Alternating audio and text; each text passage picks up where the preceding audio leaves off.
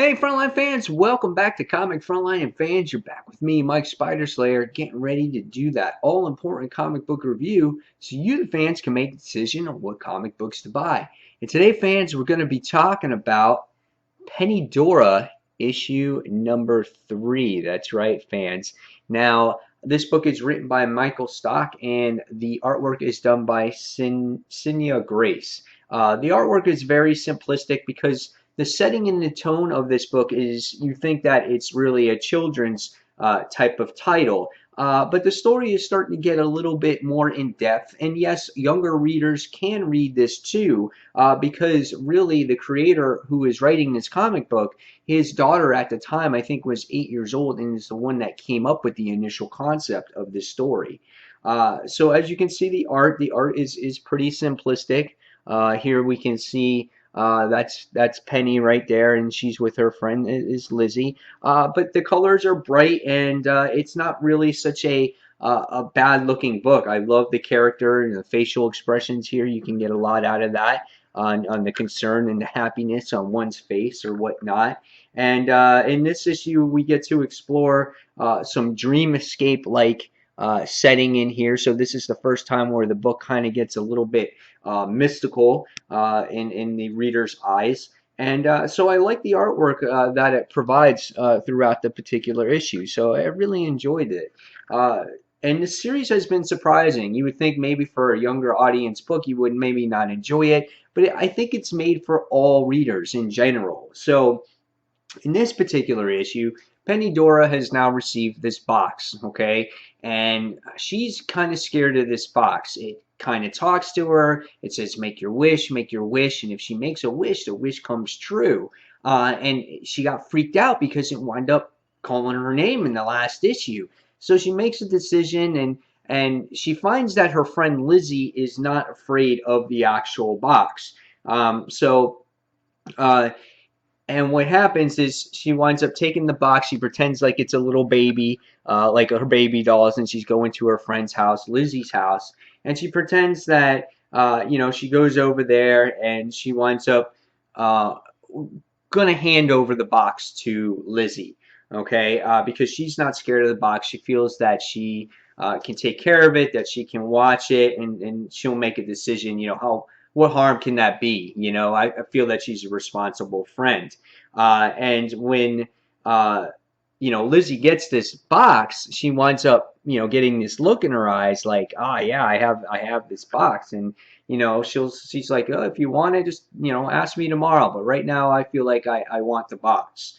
So at nighttime, Penny winds up going to bed, and she has this crazy dream that something is going on, that she sees all these things that are happening, and this is some weird vision, and she wakes up and she's all freaked out. And the next thing you wind up seeing is that she winds up calling her friend, and her friend's mom winds up answering, and she goes, yes, the princess can't answer the phone. So whenever you ask the box for a wish, your wish is granted.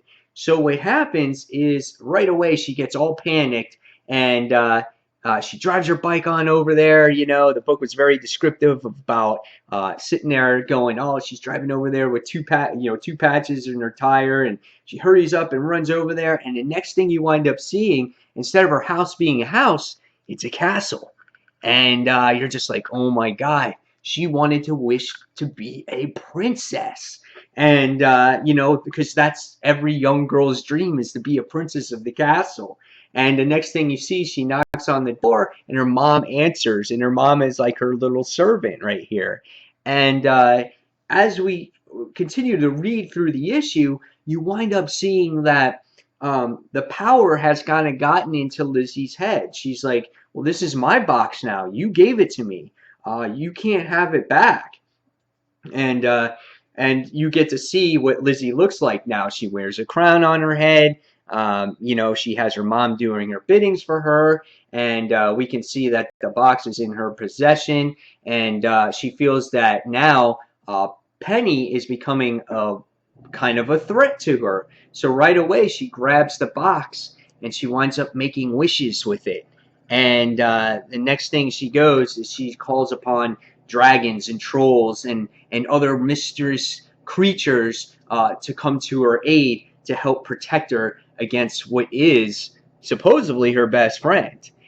So now, at the end of this issue, it winds up getting all fantasy-like and mystical-like, and it was a really great book. It was really interesting. Now, if you're wondering, well, why didn't the neighbors, why didn't they come across and see this big palace come up and call the police or the FBI? Well, that was actually, handled very nicely in the book because she wished for no one to notice this big palace in the neighborhood. So anything that you wish for can actually come true. Now, really what this box is what Penny is finding out is that she can't hand this box to anybody, because what happens when you give this box into the wrong hands? Things are going to get out of control. So in a way, this is Pandora's box, but in a much smaller scale.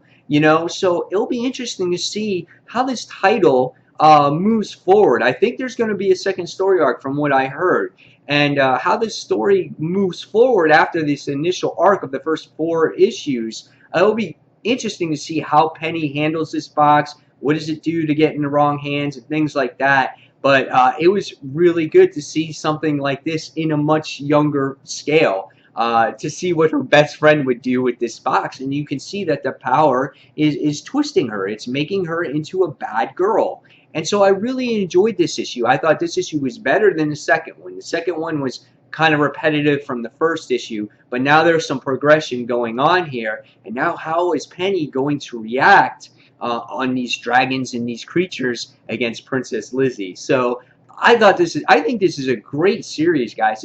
If you haven't checked it out and you're looking for something different, or you're looking for maybe, a younger audience of your kids maybe being 9, 10 years old, I think this is a story you can read together with them, and this is a great, great issue. So guys, after reading this one, I gotta give this one a solid 4 out of 5 stars. Maybe not for everybody, but I truly enjoyed it. So guys, until the next comic book review, this is Mike Spider Slayer signing off, and thanks for watching, Comic Frontline fans. Take care. See you soon. Bye.